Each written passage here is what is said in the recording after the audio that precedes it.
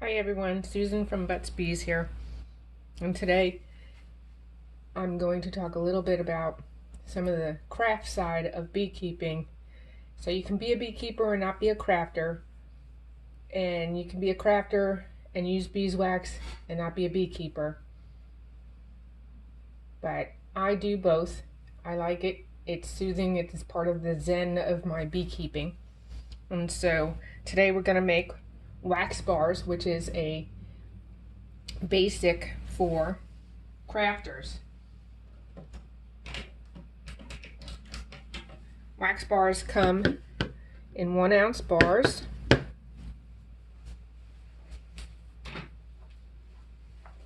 And because beeswax comes in all kinds of colors, depending on who you buy from and at what point in the season, they'll come in a variety of colors. So don't get upset when you get one color or another. It's all beeswax. You do want to check and see if the beeswax comes from untreated hives.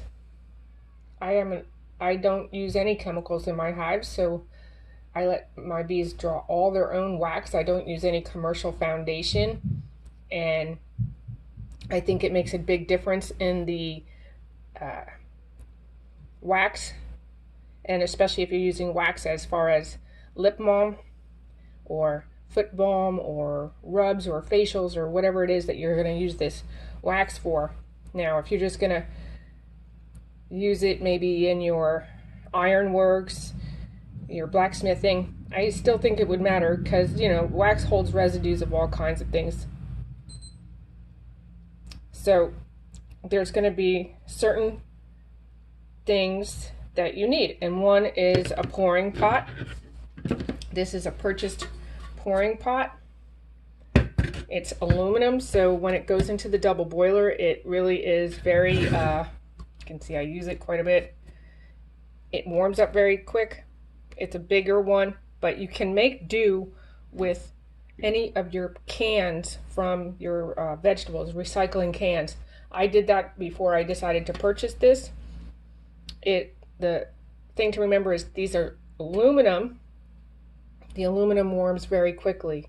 If you're using, say, a glass Pyrex cup, that warms slower, and then the steel cans from vegetables warm even slower. It's just a matter of time, and that's really the only difference between it. And also you want to make a little lip for pouring when you do use your cans, because you drip anyway, but if you don't have a lip on your can, you're going to drip more. The other thing that you're going to need for this project is something to pour into. These are wax bars in exactly about the 1 ounce. If you fill it up, it's 1 ounce. I overfilled just a bit, it's about 1.1, and it's embossed with the beeswax. These are hard plastic, and just like an ice cube tray, once they're cured, hardened, cooled, they'll crack out and flip them out like an ice cube. You can get these same ones in silicone, but they're much more expensive. I just now purchased more because I'm pouring more bars. More crafters are buying my wax for their projects. This has lasted me 5 years, and it's not that bad. It's much cheaper than the silicone. And they do have bigger ones that do, I don't know if it's a half pound, but this is definitely a pound, and then I think it goes up to 3 pounds. But, so that's your pouring, wherever you're going to pour into. These are nice. They can be washed out because they will gather dust. So I wash them out before I pour and make sure that they're super dry before you pour your wax in, because you don't want wet in wax. So this here is raw beeswax. It's been rendered once.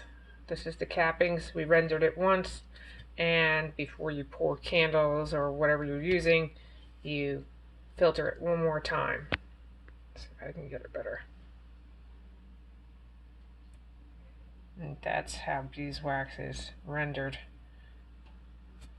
So you want to take your raw beeswax and put it in a double boiler. And before you pour, you will put this as a filter. I use the pantyhose and I leave it doubled.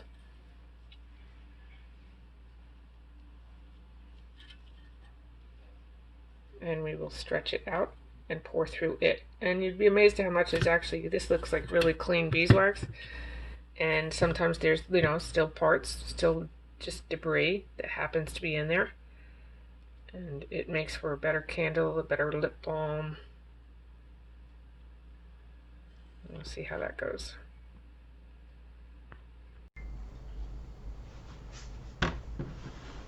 So here's your pot. And you want to stretch your doubled pantyhose over it so that you can filter. This is by no means an easy kind of task, but just start where you can start. When you get to use rubber bands around heat, rubber bands have a shorter lifespan once you start using them around the heat. So invest in your rubber band company now.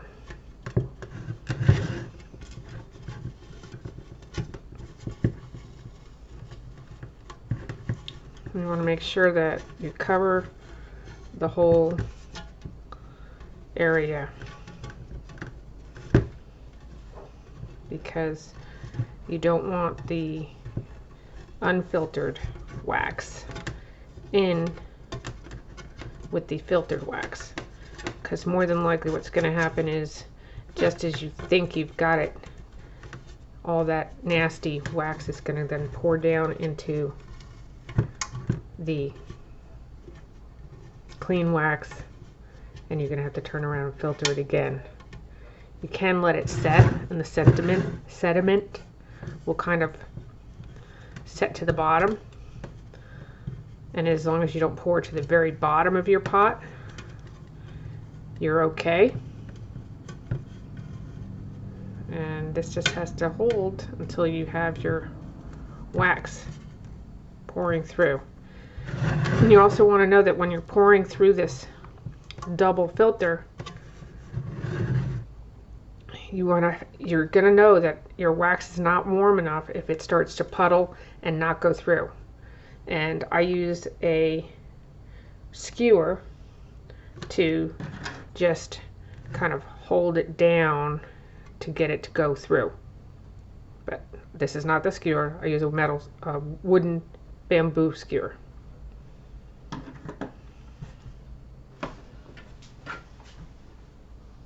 Here's my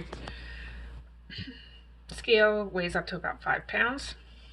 A tear, and put your raw wax on there. So each of my wax bars is 1 ounce, and I over pour them just to make sure that they stay at 1 ounce. And so this is 7 ounces, so that's going to give me 7 bars. So I have more to pour. I have 5 of them, and this would be nice. 15, I can get 15 bars. That's pretty good. And it's a little bit over 0.3, not bad. So you can weigh it out. That way you know you're not short, especially if you're pouring a candle. You don't want to get halfway through your candle and realize that you just shorted yourself. So weighing is always a good habit to get into. This is my rice steamer that I use as a double boiler. You should never put your wax on an open flame or directly on the heat, because beeswax is extremely volatile.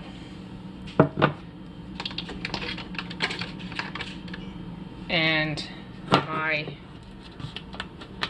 old coffee can is where I melt down my wax to begin with. pot will fit into the water, and the water bath will begin to boil, not boil, but warm the wax. And again, this tin is aluminum, so it's much faster than any metal that you may use.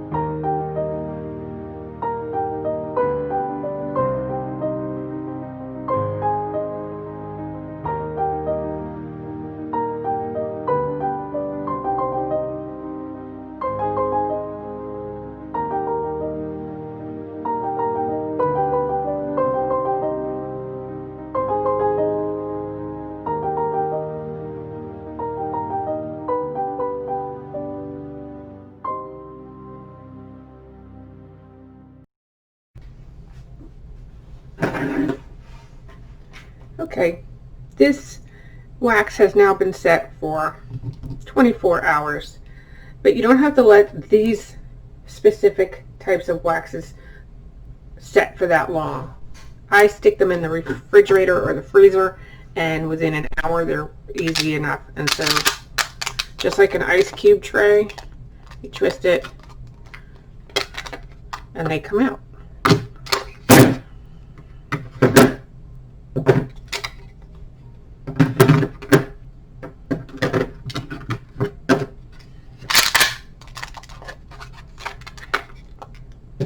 So if you have to make a big batch, stick them in the freezer.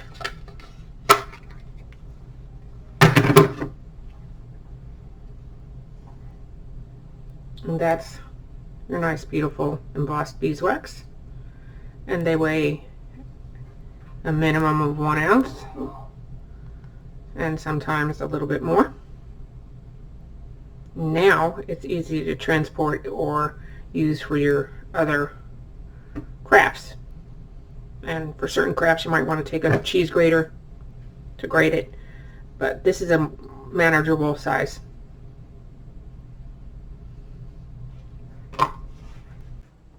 So now it's up to you. What are you going to do with all that wax? This is handy for storage. It's clean. You don't have to refilter, and you can refilter it anytime and get a little more out each time. But the second filter keeps a nice fragrance in it, and you can make your lip balm, your beeswax wraps, use it in your etching. Someone uses it for using on sewing and threading and book binding. You have an endless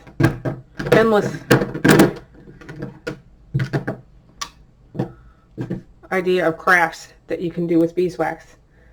And if you like my beeswax, you can check out the link down below so that you can use it on your crafts if you're not a beekeeper and you need some beeswax.